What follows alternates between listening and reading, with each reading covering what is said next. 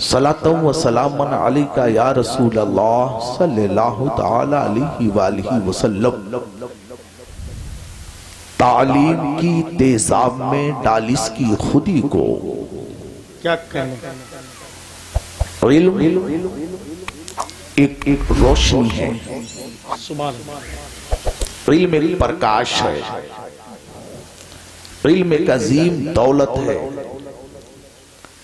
علم اس قوم کا ایک سرمایہ ہے، ایک امانت ہے۔ بھٹکے ہوئے لوگوں کو، زخم خوردہ لوگوں کو، پریشان حال لوگوں کو، مصیبت زدہ لوگوں کو علم کے ذریعے ہی بیدار کیا جا سکتا ہے، اور دیگر قوموں نے کیا ہے۔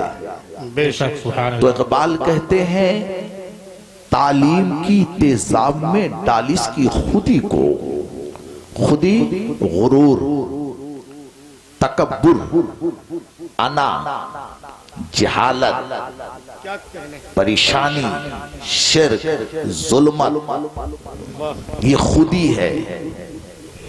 انا یہ خودی ہے، اور اس خودی کو مٹانے کے لیے، اس کے سد باب کے لیے ایک راستہ ہے، وہ ہے تعلیم کا، علم کا، سبحان اللہ۔ پڑھائی کا، لکھائی کا۔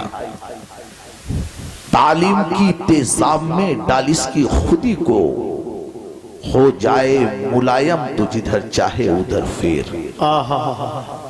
اور علم و ہنر سے پاتی ہے انسانیت فروغ، علم و ہنر سے پاتی ہے انسانیت فروغ۔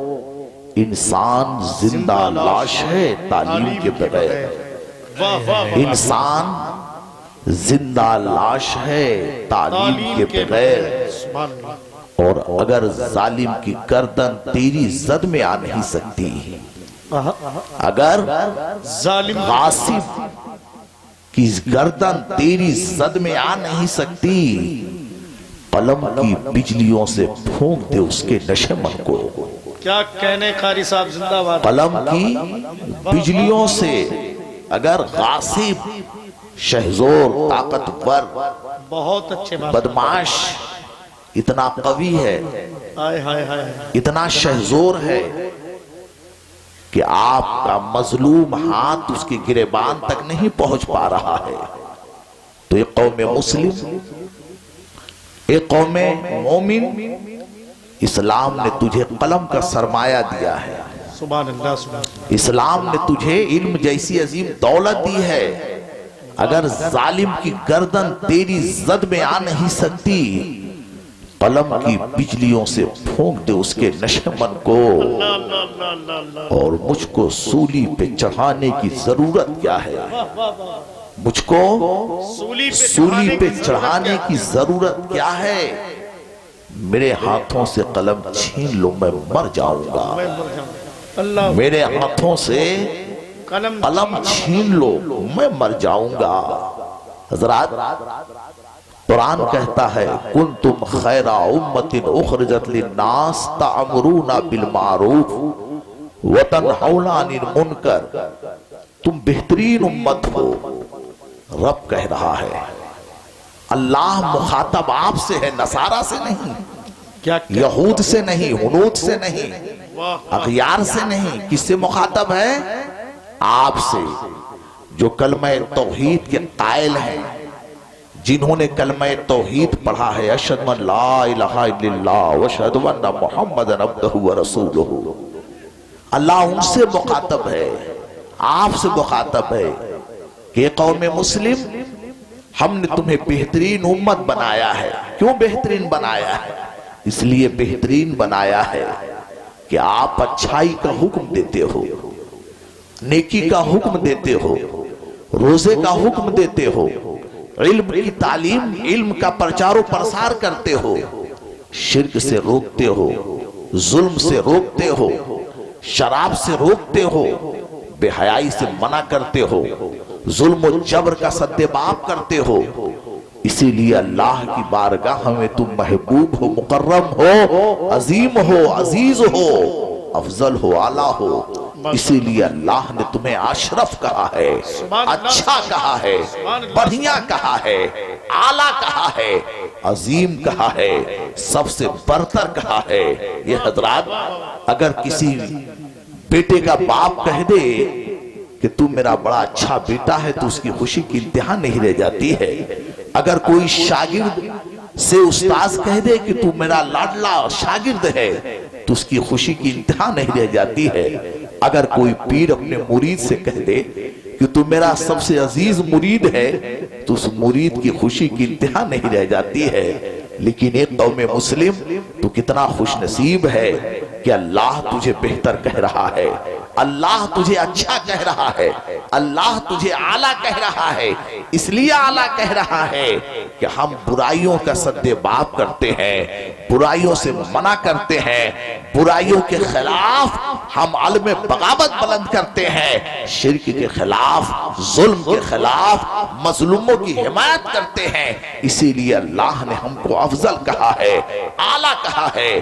لیکن حضرات آج ذرا اپنی تاریخ کا آپ مطالعہ کریں، آپ ذرا اپنی تاریخ کو نظر عمیق سے پڑھیں کہ کل تک جو قوم حاکم تھی آج وہ محکوم کیسے بن گئی ہے، کل تک جو قوم بادشاہ تھی آج وہ قوم غلام ہو گئی ہے۔ ہمارے ناظم صاحب نے کہا ملک کے حالات اچھے نہیں ہیں، نہ ملک کے حالات تو بڑے اچھے ہیں۔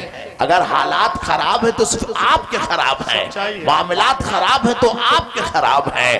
حضرات اگر پسپائی اور ذلت کے عمیق گار میں کوئی قوم گری ہے تو آپ گرے ہو۔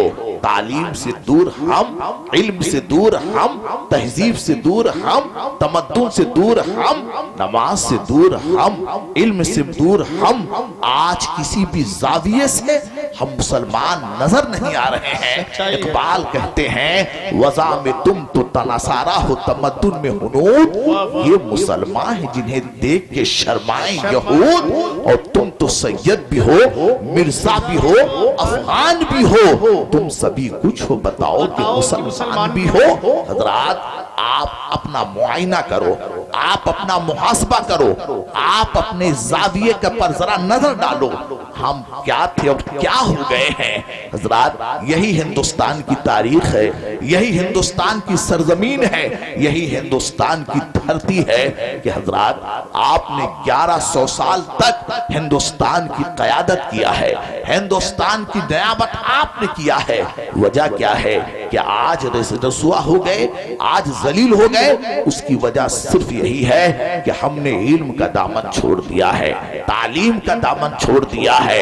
اور دوسری وجہ یہ ہے کہ آج ہمارے سجدوں سے مسجد ویران ہے، آج ہماری تسبیح و تحلیل سے ہوٹل آباد تو ہیں ہمارے لغویات سے، لیکن مسجد ویران نظر آ رہی ہے۔ سچ کہا ہے ڈاکٹر اقبال نے، مسجد تو بنا لی پل بھر میں، ایمان کی حرارت والوں نے، من اپنا پرانا پاپی ہے برسوں سے نمازی بن نہ سکے۔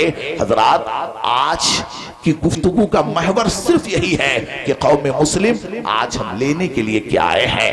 اس ہوش ربا دور میں حافظ معید صاحب اور ان کے مرحوم والد صاحب کی دعاؤں نے اتنا عظیم جلسہ سجایا ہے۔ یہ لائٹ، یہ ٹینٹ، یہ سٹیج، یہ کھانا پینا، آخر اس میں پیسہ خرچ ہوا کہ نہیں خرچ ہوا؟ یہ جلسہ کرنے کا مقصد کیا ہے؟ جلسہ کرنے کا مقصد صرف ہوا نہیں ہے، نعرہ لگانا مقصد نہیں ہے۔ آج دیگر قومیں جن کے آپ مقابل میں ہو، ان کے جلسے ہوتے ہیں، ان کے پروگرام ہوتے ہیں، تو اپنے جلسوں میں جب آتے ہیں، جب مائک درست کرو بیٹا، یہ مائک تھوڑا یہاں اینٹا لگاؤ، کوئی گر رہا ہے اس کے مائک، کوئی اینٹا اٹھا رہا ہے، ایسے گر رہا ہے۔ حضرات آپ بڑی سنجیدگی سے میری گفتگو کریں، سنیں۔ آج جو قومیں دیگر قوموں کو آپ دیکھیے، ان کے جو جلسے ہوتے ہیں، ان کے جو جلوس ہوتے ہیں، ان کے جو پروگرام ہوتے ہیں، وہ اپنے پروگرام میں آتے ہیں، مقصد کیا ہوتا ہے؟ ہم اپنے پروگرام میں اس لیے وہ آتے ہیں اپنے پروگرام میں کہ ان کی اصلاح ہو، وہ اپنی زندگی کو سنواریں، وہ اپنی زندگی میں ایک انقلاب برپا کریں، اپنی زندگی میں پریورتن کریں، اپنے شب و روز کو نکھاریں۔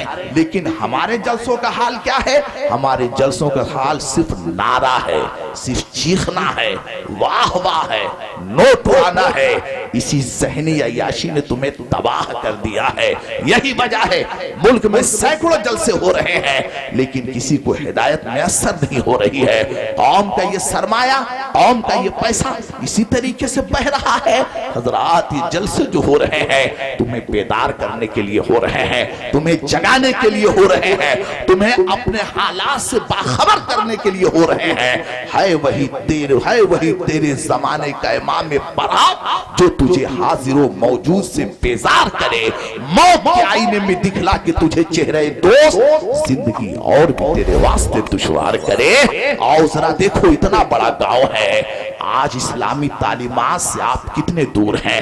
اگر ہمارا گاؤں 10 گھر پر مشتمل ہے یا 50 گھر پر مشتمل ہے تو اس 50 گھر میں بمشکل صرف 2 یا 3 بچے دینی مدرسے میں جا رہے ہیں. 2-3 بچے بڑی مشکل سے دینی مدرسے میں جا رہے ہیں. اچھا وہ کیوں جا رہے ہیں؟ انہی علماء کی ذہن سازی، انہی علماء کی محنت کی وجہ سے جا رہے ہیں.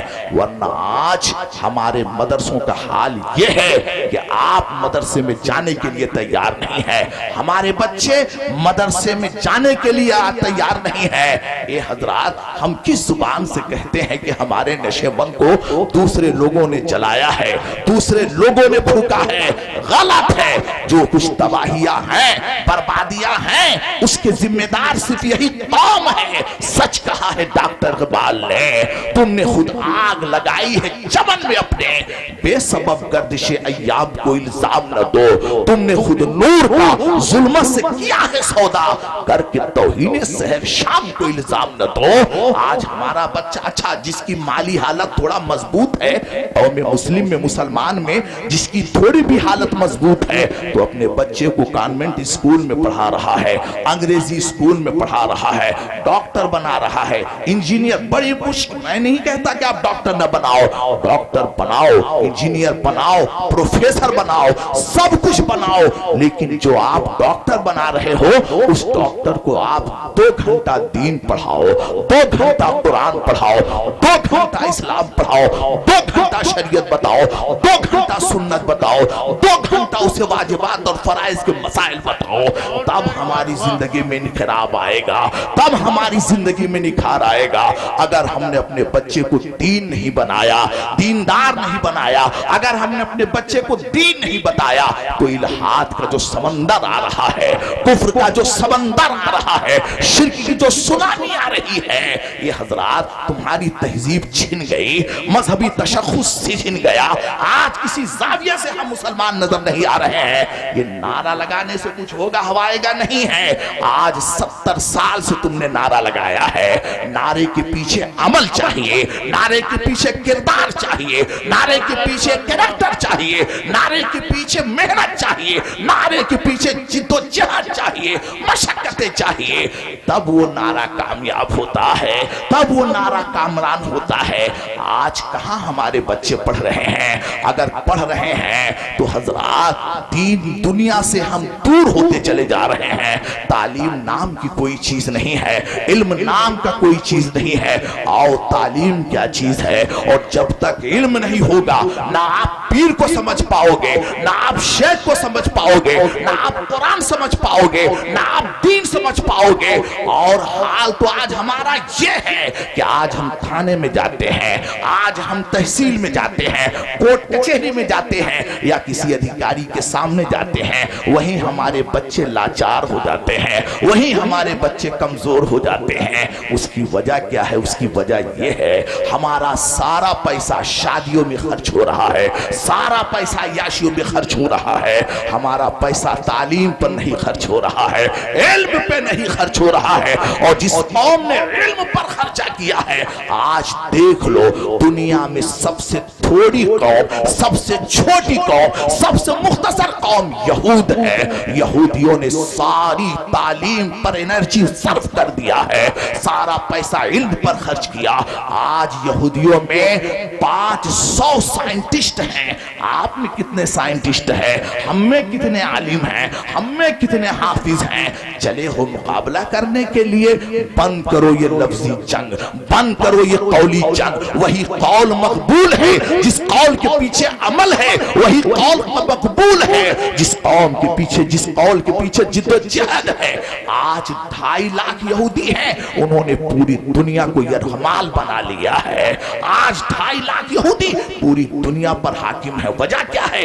علم کی وجہ ہے، تعلیم سے، علم سے، پڑھائی سے آج انہوں نے پوری دنیا پر غلبہ حاصل کر لیا ہے۔ اور آج ہمارا حال یہ ہے کہ آج ہمارے بچے کورے ہیں، آج ہمارے بچے تعلیم سے ناشنا ہے۔ آؤ تمہیں تعلیم بتاتا ہوں، علم کیا چیز ہے۔ حضرات پیٹ پہ پتھر باندھو لیکن اپنے بچے کو حافظ بناؤ، قاری بناؤ، عالم بناؤ۔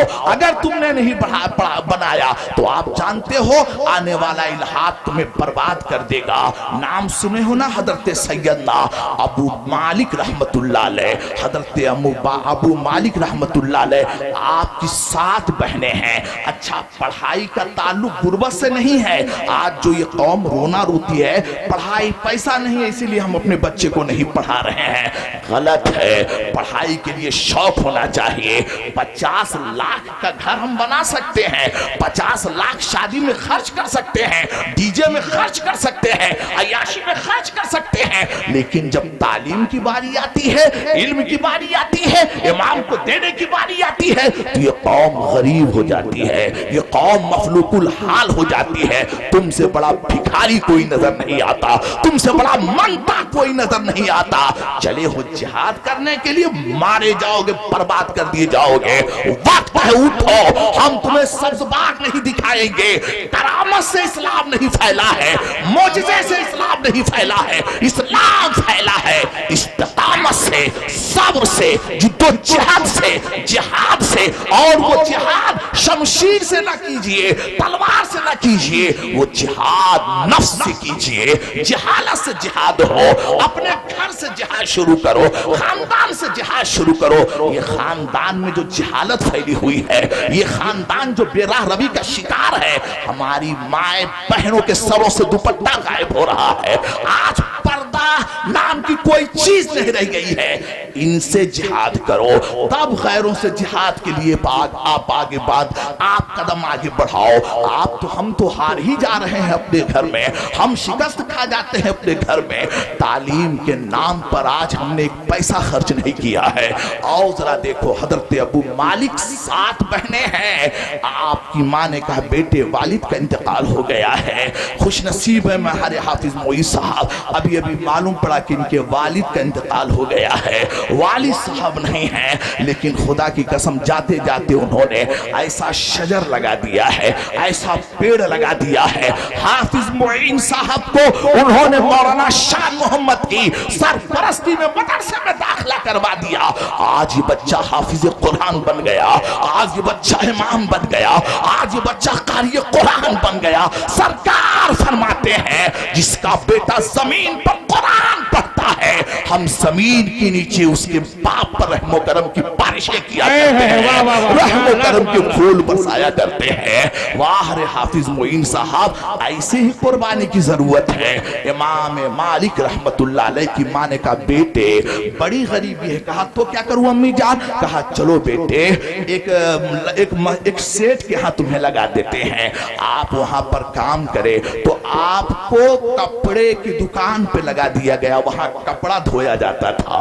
حضرت امام مالک کی عمر 10 سال کی ہے، آپ جا رہے ہیں کپڑا دھونے کے لیے، لیکن راستے میں امام اعظم ابو حنیفہ کا مدرسہ پڑھ رہا ہے۔ شوق پیدا کرو میرے بھائی، آج اس قوم کا شوق ختم ہو چکا ہے، آج جذبہ تعلیم سرد پڑ چکا ہے۔ جہاد اسی وقت ہوگا جب تم اپنے آپ سے جہاد کرو گے، اپنے آپ سے لڑائی لڑو گے۔ امام مالک کا حال دیکھو، جا رہے ہیں تعلیم حاصل کر، جا رہے ہیں کام کرنے۔ دیکھا امام اعظم ابو حنیفہ کا مدرسہ ہے، آپ کھڑے ہو جاتے ہیں اور حسرت بھری نظر سے ان طلبہ کو دیکھتے ہیں جن کے سر پہ عمامہ شریف ہے، جن کے ہاتھوں میں کتابیں ہیں۔ حضرت امام اعظم ابو حنیفہ کی نظر پڑی، کہا بیٹے پڑھنا چاہتے ہو؟ کہا ہاں پڑھنا تو چاہتا ہوں لیکن کیا کروں، گھر کے اخراجات اجازت نہیں دیتے ہیں، مالی حالت بہت ہماری کمزور ہے، اسی لیے شوق تو ہے لیکن کیا کرو غربت نے اپنے آپ کو مجھے اتنا جکڑ لیا ہے، مفلسی اور غربت اجازت نہیں دیتی ہے میں تعلیم حاصل کرو۔ امام اعظم ابو حنیفہ نے کہا بیٹے آپ تعلیم حاصل کرو، جو خرچ ہوگا میں برداشت کروں گا۔ یہ سرمایہ دارو ہماری قوم میں ہماری جماعت میں تمہاری برادری میں ایسے ہیں بچے ذہین جو پڑھنا جانتے ہیں، جو ذہین ہیں پڑھ سکتے ہیں لیکن پیسہ نہیں ہے ان کے پاس، مالی حالت ان کی کمزور ہے، یہ پیسہ انہی کی تعلیم پہ خرچ کرو۔ اگر ایک بچہ بھی ڈاکٹر بن گیا، ایک بچہ بھی حافظ و قاری بن گیا، ایک بچہ بھی انجینئر بن گیا، جہاں جہاں جائے گا اس برادری کا سر فخر سے بلند ہوگا، اس قوم کا سر فخر سے بلند ہوگا۔ اگر مرتبہ چاہتے ہو تو اپنے مال کو تعلیم کی راہ پر صرف کر دو۔ امام اعظم ابو حنیفہ نے کہا بیٹے تعلیم حاصل کیا کرو۔ نتیجہ یہ نکلا کہ پورا مہینہ گزر گیا، ماں نے کہا بیٹے ذرا خرچہ پیسہ تو لانا، گھر میں خرچ زیادہ ہے۔ حضرت ابو مالک نے کہا امی جان پیسہ اس وقت لاتا جب میں پڑھتا تو۔ کہا پڑھنے تو جاتے ہو، کیا کرتے ہو؟ کہا امی جان پڑھنے نہیں جاتا، میں کام کرنے نہیں جاتا ہوں بلکہ پڑھنے جاتا ہوں۔ کہا کس کے مدرسے میں؟ کہا وہ نعمان ابن ثابت کا مدرسہ ہے نا، امی جان وہی پڑھنے جاتا ہوں۔ ماں مشتعل ہو گئی، پریشان ہو گئی۔ ماں آتی ہے، اس نے امام اعظم ابو حنیفہ سے کہا مولانا جی باہر نکلیے۔ آپ باہر نکلے، کہا کیا ہے مائی؟ کہا مولانا صاحب آپ نے میرے بچے کی زندگی برباد کر دیا۔ کہا کیا ہوا مائی؟ کہا پڑھائی سے بھی کہیں پیٹ بھرا ہے، علم سے بھی کبھی پیٹ بھرا ہے۔ امام اعظم ابو حنیفہ میں بیوہ ہوں، میری کفالت میں 7 بیٹیاں ہیں، یہی ایک بچہ کمانے والا ہے، اس کو بھی تم نے پڑھائی سے لگا دیا ہے، آخر پڑھ لکھ کر کرے گا کیا؟ 1,00,000 بات اس نے امام اعظم ابو حنیفہ کو عورت نے سنائی ہے، لیکن واہ رے صبر کا پیکر، استقامت کا پیکر، زہد کا پیکر، تقوی کا پیکر امام اعظم ابو حنیفہ 1 گھنٹے تک اسی دروازے پر کھڑے ہو کر اس بیوہ عورت کی داستان سنتے رہے، اس کے لفظی تیر کو اپنے سینے پر برداشت کرتے رہے۔ جب وہ تھک جاتی ہے تو آپ نے کہا مائی تیرے گھر کا خرچ کتنا ہے؟ جیسے کہا گھر کا خرچ کتنا ہے، مہینے میں کتنا پیسہ خرچ ہو جاتا ہے؟ تو عورت نے کہا کیا دو گے؟ کہا مائی بتا کتنا خرچ ہے؟ کہا دو گے؟ کہا مائی بتا تو صحیح۔ کہا بیٹے 40 درہم ہر مہینے میں میرا خرچ ہو جاتا ہے، 40 درہم کی ضرورت ہے۔ کہا مائی جا اب آنا نہیں پڑے گا، مہینہ ٹو مہینہ وہ پیسہ تیرے پاس پہنچ جائے گا۔ واہ امام اعظم ابو حنیفہ۔ ماں نے کہا سرکار آخر یہ پڑھ کر کرے گا کیا؟ علم حاصل کر کے کیا کرے گا؟ کہا مائی یہ علم حاصل کر کے بادشاہ کے بغل میں بیٹھ کر کھانا کھائے گا۔ یہ تو کہہ دیا امام اعظم ابو حنیفہ نے۔ وہ عورت چلی آئی، جانتے ہو کتنے سال تک امام اعظم ابو حنیفہ نے اس کو خرچہ دیا؟ 30 سال تک آپ نے اس کے گھر کا خرچہ دیا ہے۔ یہ جوانوں، یہ شیروں، یہ مسلمانوں، آج تم میں اتنا اختلاف ہو چکا ہے، آج ہم حسد کی آگ میں اتنا چل رہے ہیں، اگر مالی حالت ہماری مضبوط ہے تو ہمارا سگا بھائی دوا کے بغیر مر رہا ہے، تعلیم کے بغیر مر رہا ہے، ہم 10 روپیہ اس کو دینے کے لیے تیار نہیں۔ پوری دنیا میں چاہے جتنا لنگر غوث پاک کے نام سے لٹا دو، لیکن کان کھول کر سن لو اس قادری فقیر کی زبان سے، چاہے جتنا غوث پاک کے نام سے لنگر لٹا لو، اگر تمہارے پڑوس میں تمہاری جوان بھتیجی ہے اور شادی کے پیسے نہیں ہے، یا جوان بیٹا ہے اس پڑھائی کے پیسے نہیں ہیں، اگر تم نے اس کی مدد نہیں کیا ہے تو یہ لنگر کچھ بھی کام آنے والا نہیں ہے، یہ عمل کچھ بھی کام آنے والا نہیں ہے۔ اسلام قول سے نہیں پھیلا ہے، عمل سے پھیلا ہے، اسلام اخلاق سے پھیلا ہے، اسلام کردار سے پھیلا ہے، اسلام جد و جہد سے پھیلا ہے، اسلام نہیں پھیلا تلوار کی طاقت طاقت سے، اسلام تو پھیلا ہے اخلاق کی طاقت سے۔ آج اخلاق کا جنازہ ہم نے نکال دیا ہے، آج محبت کو ہم نے دفن کر دیا ہے۔ کہتے ہو کہ سب سے بڑے بادشاہ ہم ہی ہے، پدرم سلطان بود، میرا باپ بادشاہ تھا۔ یہ خوش فہمی چھوڑ دو، رہنے نہیں پاؤ گے۔ بھائی کی مدد کرو، اختلافات دور کرو، اور تم خود آگے بڑھ کر اپنے بچوں کو مدرسے میں ڈالو۔ کہو عالم پہلے بنے، حافظ پہلے بنے، قاری پہلے بنے، مفتی پہلے بنے، بعد میں ڈاکٹر بنے گا، بعد میں انجینئر بنے گا، بعد میں لائر بنے گا، بعد میں وکیل بنے گا۔ اگر تمہارا بیٹا اسلامی تعلیم کے سائے میں ڈاکٹر بنے گا تو خدا کی قسم جہاں بھی رہے گا اس کا ہر عمل عبادت میں شمار کیا جائے گا، اس کی زندگی کا ہر لمحہ عبادت میں شمار کیا جائے گا۔ امام اعظم ابو حنیفہ 30 سال تک خرچ دیتے رہے۔ اچھا جب مامون ہارون رشید کا دور آیا تو حضرت سیدنا امام مالک رحمت اللہ علیہ جج بنا کے بغداد شریف کی سرزمین پر بھیجے گئے۔ ہارون رشید بیٹھا ہے تخت پر، حضرت سیدنا امام مالک پہنچتے ہیں۔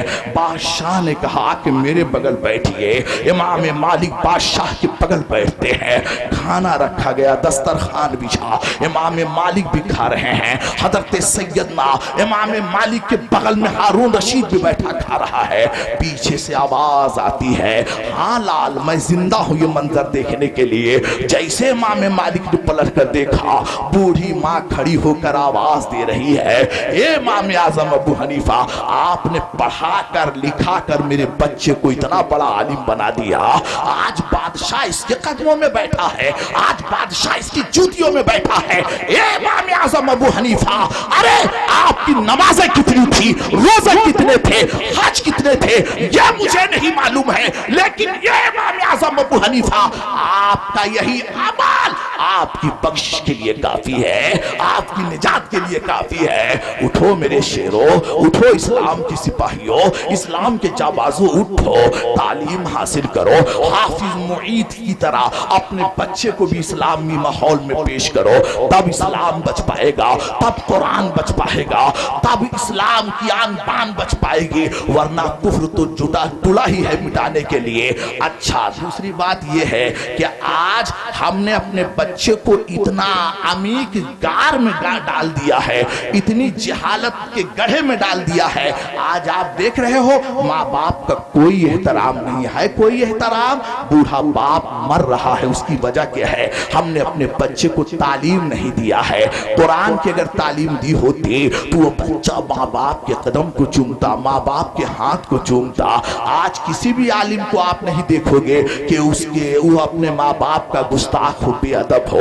ماحول اتنا خراب ہو گیا ہے، 5 بیٹے ہیں لیکن ماں باپ تڑپ تڑپ کے مر رہے ہیں، پانی دینے کے لیے کوئی تیار نہیں ہے۔ معاشرہ ہمارا اتنا تباہ ہو چکا ہے، حال ہمارا اتنا برباد ہو چکا ہے، اور ہم انقلاب کی بات کرتے ہیں، ہم ہوا میں فائر کر رہے ہیں۔ ایسا نہ کرو، پلٹاؤ پلٹاؤ، آپ اٹھتے تھے کبھی شیر ندا سے تیری، گوجھتے تھے فلک باغے درا سے تیری، تیرے خمخانوں میں مدہوش کو ہوش آتا تھا، تیری تقریر سے دریاؤں میں جوش آتا تھا۔ تو عامل ہے، قائد ہے، اشرف ہے، امام ہے، سب کچھ ہے، لیکن اپنا جوہر تو نے کھو دیا ہے۔ آج ماں باپ کا کوئی احترام کر رہا ہے؟ ماں باپ کا احترام کرانا ہے اور ماں باپ کی تعظیم کرنی ہے تو آؤ، مدرسے کا دروازہ کھلا ہوا ہے۔ آپ سن رہے ہو نا ماں باپ کا کتنا بڑا مرتبہ، اور سن لو آل رسول آ رہے ہیں، اولاد پیغمبر آ رہے ہیں، آل رسول کی جوتیوں پر سارے صابر القادری کا سر ہے۔ رسول اللہ کی آل سے محبت کرنا ایسے ہی فرض ہے جیسے نماز روزہ فرض ہے۔ رسول اللہ کی آل کے قدموں میں تمہارے لیے جنت ہے، لیکن یہ سب ہونے کے باوجود اللہ کے رسول ارشاد فرماتے ہیں، اے لوگو کعبہ میں جنت مت ڈھونڈو، مدینے میں جنت نہ تلاش کرو، کعبہ کی چھاؤں میں جنت نہیں ہے، ہم نے جنت کو کھینچ کر عرش سے ماں کے قدموں میں ڈال دیا ہے۔ اگر ماں کا قدم چومے گا تو ہی جنت کی خوشبو پائے گا. چاہے عالم ہو, ڈاکٹر ہو, فاضل ہو, مفتی ہو, محدث ہو, حاجی ہو, اکمل ہو, افضل ہو, فاتح ہو, غالب ہو, چاہے کوئی بھی ہو, جب تک وہ ماں کے قدموں میں نہیں بیٹھے گا تب تک وہ کامیاب نہیں ہو سکتا. واہ رے اسلام, کیا تو نے تعلیم دیا ہے. یہی وجہ ہے آج اسلام کا سر فخر سے بلند ہے. ہمارا حال کیا ہے, ہم لٹا رہے ہیں پیسہ لیکن ماں باپ مر رہے ہیں, 10 روپیہ تم دینے کے لیے تیار نہیں ہو. کل ہی کی بات ہے, میرے پاس ایک عورت آئی روتے ہوئے, ناظم صاحب, تڑپ کر اس نے کہا بھیا آپ ذرا دعا کر دیجئے, 5 بیٹے ہیں, 10 روپیہ کوئی دینے کے لیے تیار نہیں ہے. نتیجہ یہ نکلا کہ بھیک مانگ مانگ کر وہ عورت اپنا گزر کر رہی ہے.